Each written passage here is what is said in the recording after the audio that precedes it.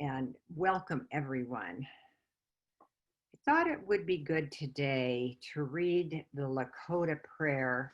Sundance is on currently, and just been thinking a lot about some of my friends that are part of the Sundance.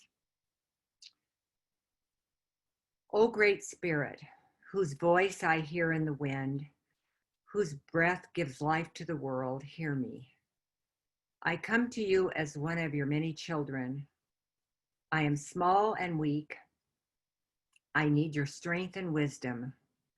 May I walk in beauty. Make my eyes behold the red and purple sunset.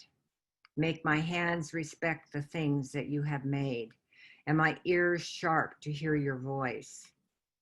Make me wise, so that I may know the things that you have taught your children, the lessons that you have hidden in every leaf and rock. Make me strong, not to be superior to my brothers, but to be able to fight my greatest enemy, myself. Make me ever ready to come to you with straight eyes, so that when life fades as a faded sunset, my spirit will come to you without shame. Translated by Lakota Sioux Chief Yellow Lark in 1887. Maya Zacharow is a former professional wetlands scientist and worked as an environmental licensing and permitting consultant for over 15 years.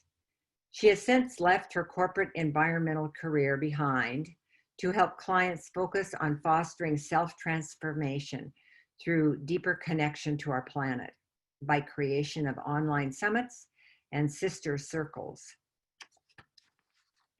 Having been an active dreamer, Maya will talk about the messages of our dreams and receiving guidance moment to moment through synchronicities. Maya, welcome. Thank you so much for having me, Amelia. Thank you. I appreciate for having the opportunity. So I guess without further ado, I just wanted to share my dream with all of you that I had a couple of months ago, I think.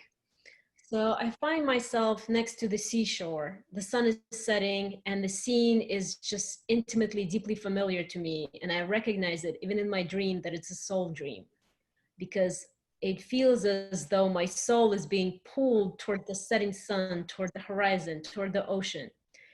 Then as I look to my left and away from the water, I get sucked into this busyness and preoccupation with my daily life, all the daily minutiae, so to speak. I'm needed by my family. I get kind of like stuck in this life. I'm looking, my kids need me and whatnot. And then as I look to the right, I see this amazing workspace, like you can see on the cover of the magazine, with gorgeous, just like huge see-through, almost like a see-through roof. They have beautiful houseplants and greenery inside, and it has a gorgeous vista again onto this setting sun and this ocean. And again, as I look at it, it feels like my soul is just being sent into the sun and into the ocean. And I long deeply to be there, but somehow I don't know what pulls me, and I'm needed to take care of something urgent and mundane in my life, and I walk away in the opposite direction from the water. Now the next scene is like this. I'm in the room with in a very important meeting with important individuals, and it's more like their presence. I don't remember seeing any like people in their physical form. They were hazy and kind of standing along the walls, and I'm standing by the large desk in the middle of the room in the big space, and I'm being asked by someone of extreme significance and high status, as a sacred map of our planet unfolds on the desk. The voice says, "Where is it? Where is your piece of land?" And a mental image now comes into form as to what my piece of land looks like, and is also floating above the desk. So it's kind of, it's in the energetic web of the earth, so to speak. And, but I cannot find it on the actual map. And my mind is racing. where's my piece of the earth? I sense this inner panic, and I'm at a loss. My soul is not well. I'm deeply disturbed. I don't have an answer, and I wake up. So as soon as I wake up, it becomes clear as day to me that we are all its caretakers of life on this earth. So we all have a unique gift and a sacred responsibility. So every person who is alive on this planet right now is responsible for a certain piece of land, or more precisely, a certain part of the earth. And some people may know where it is and have a relationship with it. Some may not. Um, but we don't need to know exactly where it's located at all. It might be underwater at this time. That doesn't matter. What is important for us to know is that it is up to us to hold this up, to maintain it, to uplift it, and bring into existence this part of our planet from the energetic earth body, so to speak, and ground into reality, so it becomes permanently hers in the physical realm. How specifically our planet is going to accomplish that is none of our business. Right now, all we have to concern ourselves with is that we each do our part. And so if we do that, then the earth will transition into the new earth, and the humanity will transition with it. So, and this responsibility of ours is holy, and this is what makes our work here is sacred. And the type of work that we're called to do really doesn't in itself matter. It's how we do this work that matters. And the fact that we show up in service to humanity, plants, animals, or spirit. So I guess the question is how do we do this? And first, it starts with our cosmovision, our experience of reality, and how we relate to our planet. And there is a good example described by my friend Mariela Maya, who I interviewed for the Tune Into the Voice of Mother Earth Summit, which I put together in early May. But basically, my friend Mariela was meeting with a lot of indigenous people, wisdom keepers, way back, I think in 2000. And one of the men who was invited to speak was Mamani from the Koyo community in the northern Argentina. So he shared that when he asked to draw a picture of a Western modern child of themselves on the earth, this is the picture that was drawn. Here, I hope everyone can see it. So, and when the indigenous child was asked to draw the same picture, the picture looked like this. So, these two pictures, I can't see myself. I hope you can see the picture clearly. Basically, the fundamental difference is one is being positioned on top of the earth or in a superior position, but also separate from our planet, and one is just part of it, completely inside, and one with Pachamama. So what matters is that we come from the place of unity and our recognition that our planet is a divine being, before we move forward, and that we recognize ourselves as part of her. So again, coming back to the question, how do we move forward? How do we position, or how do we bring our piece of the earth and our responsibility into the physical realm and one of them is to just to follow our guides, or to follow the soft whisper of our souls, our dreams, and striving to live the highest possible version of ourselves. That we need to bring forth our gifts in order to hold up this new reality. And we need to do our sacred work on the planet, or fulfilling our soul contract, as some may call it.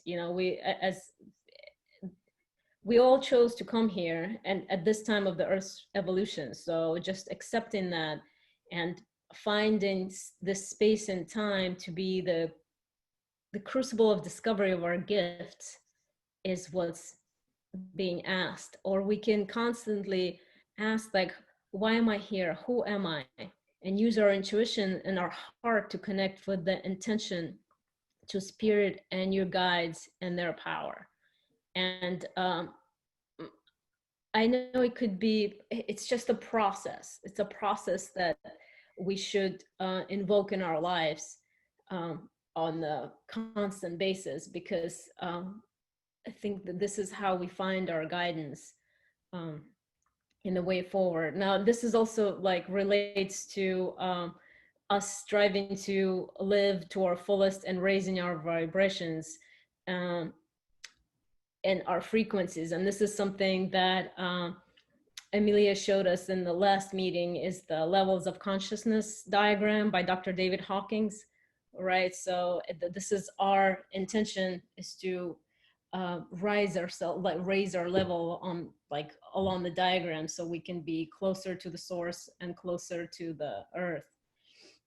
Now, another way we can do that is just to not to hang on to what we know, even though it feels familiar to us, or if it's not useful to us anymore. For instance, just letting things go, letting the past go, or unresolved parts of us go, and actively working on cleansing and clearing ourselves, and not letting our old hurts and wounds just color our present experience. And the things that happened in the past should be left in the past. And I think these are the, some call them the samskaras. I think it's a Sanskrit word. So, and there's numerous ways of working on how to transform them. Some of them, I think, even through emotional brain training and neuroplasticity. There's work of Lauren Mellon in California. There's also a remarkable man called Michael Singer, who lives right in the same town with me. He's pretty famous. He wrote 2 books, The Untethered Soul, maybe he wrote more, but I'm familiar with Untethered Soul and The Surrender Experiment. He also has an online course which he teaches, and I took. It's wonderful. So there we can work on clearing our past to be able to perceive reality more as it is, instead of bringing our old experience and coloring it or looking through the lens of our past when it's not helpful or necessary. Another way to do it is very simple, is through breath. Told us a very simple way to raise our vibrations, and that's to pause numerous times a day and find ourselves present and just being and breathing, and thereby interrupting our thoughts and the daily business of go, go, go, just to bring ourselves into focus, into present. And although I haven't read the works, but of course I've heard of Eckhart Tolle. I mean, he's a wonderful authority on that, and also has books and courses that he teaches on that, and was transformed by his own personal experience, which is fantastic. So I guess finally, like, how do we do that? How do we anchor this piece of new earth through us? Is to just requires us to live on the edge of our comfort zone, like, or to step out of ourselves, because we all find ourselves very familiar and comfortable and feeling safe, and it's our ego mostly keeping us safe and protecting us, and it had its place, but it's also holding us prisoners. So there's nothing wrong with feeling fear when we're stepping out of our comfort zone. It's just letting us know that we're about to fly. That's all. So the bottom line is, I'm not sure how, I'm not sure exactly when I started, because but the bottom line is for us to just become conscious of our divinity and wake up to our true nature, and thereby our mission and responsibility which comes along with it, as to wake up who we really are, why we're here, and what we're supposed to be doing. Simple, not easy, but simple. Close. Thank you, Maya. That was beautiful, thought-provoking, and I think I will always remember the phrase anchor our piece of the earth. Beautiful. Thank you. Do our co-hosts have any comments or questions? Now, Maya, I'd like to know a little more about what you said about a piece of the land. And I'm wondering if it would be beneficial if each of us were to adopt some piece of land, whether or not it's property we own or just dows for other properties that we can be in some way Yeah, thank you. Great question. Well, the way I interpret it is this. I mean, if you have a calling that you do have a connection to some physical land that, you know, or your property, of course, there's a there are wonderful ways that we can do to maybe work on restoration on, you know, to the native plant species, if they are indeed disturbed on that piece of land, or if you have a land in mind where, you know, you want to be more custodial, protective. You know, there's so many things happening on different levels in US, you know, mining, this, that. So yeah, we can do it on many different levels, like direct physical, like planting native species, or advocating for, or and from what I've seen, it doesn't have to, it's not necessary to have this physical connection with the land, as long as we attune to our highest calling and do what we're sent here to do. Then I think that piece of land, you know, on the energetic level would come and be anchored here anyway on earth, just by virtue of us, you know, doing our work and following our calling to do what we were sent here to do. Thank you, Maya. To connect with Maya, go to www.sisterswellspring.com. This segment of Dowsers and Intuitives Sheltering in Place has been brought to you by www.earthwateralliance.org.